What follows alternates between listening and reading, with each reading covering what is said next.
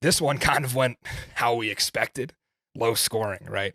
If you ask me, though, I would have went Orlando 18-16. Zook and I were in unison. We believe the Orlando Guardians would do just enough to get back-to-back wins. But just like they did in game one of that series against San Antonio, Arlington just squeaks by. They win outright as a road underdog. The debut of Luis Perez in the baby blue was not perfect, but he did, I think, play better in a Vipers uniform against Orlando. But he did enough to win this one, and 16-25 for 190 yards, and he didn't turn the ball over. The most important part there. The quarterback on the other sideline, Quentin Dormady, did so 5 times. See the fumble here that went for a Devontae Bosby touchdown, and that was the difference. 1.6 yards per carry for Orlando as well.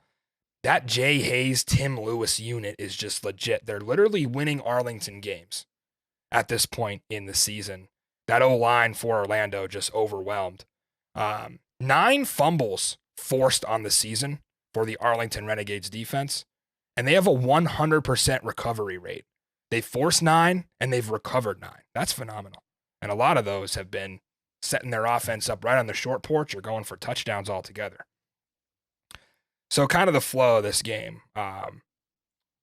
We had T-Buck in the final moments going for a 1-point conversion. I know that outraged a lot of you, especially if you were betting on this game. There was about 4 minutes left. I guess he thought his defense was holding Arlington enough to where they could get the ball back, and they did. They just didn't have the offensive line to protect Dormady. Too many coverage sacks that were being taken as well. That three-pointer, I think, was far from a guarantee anyway. So, again, another situation where I'll come to T-Buck's defense a little bit. To me, that's not where Orlando lost the game.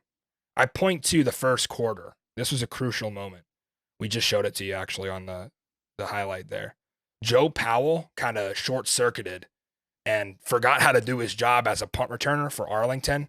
He bobbled the ball, was unable to fall on it, and Dedrick Thomas made a great play in punt coverage, recovered it right on the goal line there.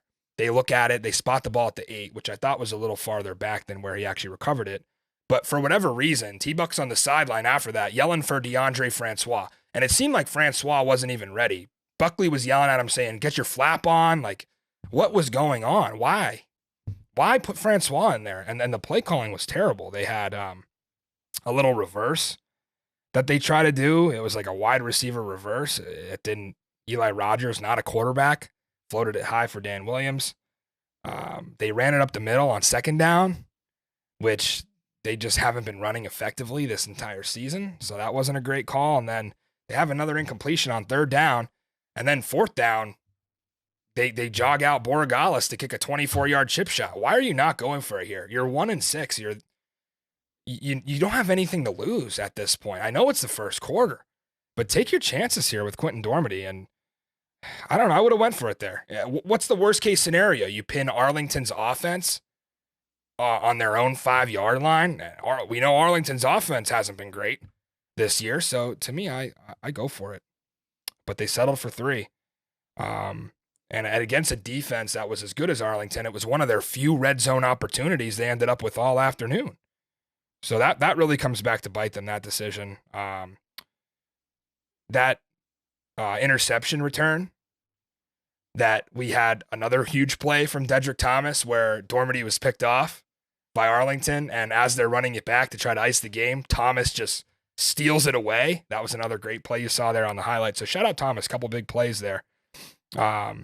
Let's flip things over to the Arlington offense. What did we think of Luis Perez and his debut with the Renegades? Well, they only had 3 red zone visits. 2 of those they settled for field goals. The defense obviously carried here yet again. They only allowed 25 rush yards. They had 5 takeaways. They got 4 sacks. Have to give credit to the front 7 there. Will Clark, former NFL third-round draft pick, 9-year pro, 2 sacks, big forced fumble, recovered it. Willie Taylor, another stud in that linebacking core. He gets a sack, a pick, and a forced fumble. These guys just filled the stat box, and they were without their leader of the secondary in Will Hill for the entire second half after he got tossed for 2 unsportsmanlike conduct penalties.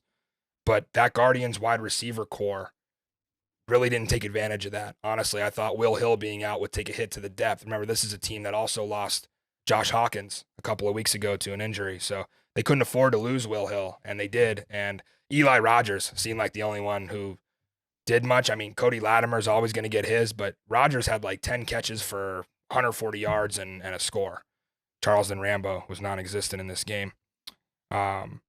Orlando kind of made some big plays in the secondary themselves. I thought the hit from Marcus Murphy on Becker was one of the hits of the year, forced the fumble. Great play by Murphy. I gave Orlando the ball back, but like I said, all day, they just couldn't protect Dormady. They had the most sacks given up since the Houston game, which they gave up 7 in that one. Just getting too cute on offense for Orlando, really what it comes down to. They tried 2 reverses, both of them. One of them was an incomplete pass. One got stuffed for like 15 yards by Ryan Mueller. Sal Cannella was held catchless for Arlington. Is that an issue? Kyle Sloter, Luis Perez, we always talk about who are these quarterbacks' favorite receivers. Every time you go through a quarterback change in this league, a different receiver emerges. Is that an issue? Does Luis Perez not favor Sal Cannella the way Sloter and Drew Plitt do? He was the top target all year, and he was held catchless. That shocked me. But it didn't matter because Arlington won the game. They get to 4 wins. Even though in 3 of them they were outgained. Just win, baby. Bob Stoops finding ways to grit it out. This is the second time Orlando outgained them and still managed to lose. Arlington, one of the best defenses in the league. And things are going to get interesting here. Remember, they'll have a rematch with Houston in week 10. They go to DC this week. We're going to preview that on Thursday, but what's Arlington going to do? Are they going to finish 4-6 and limp into the playoffs and back in?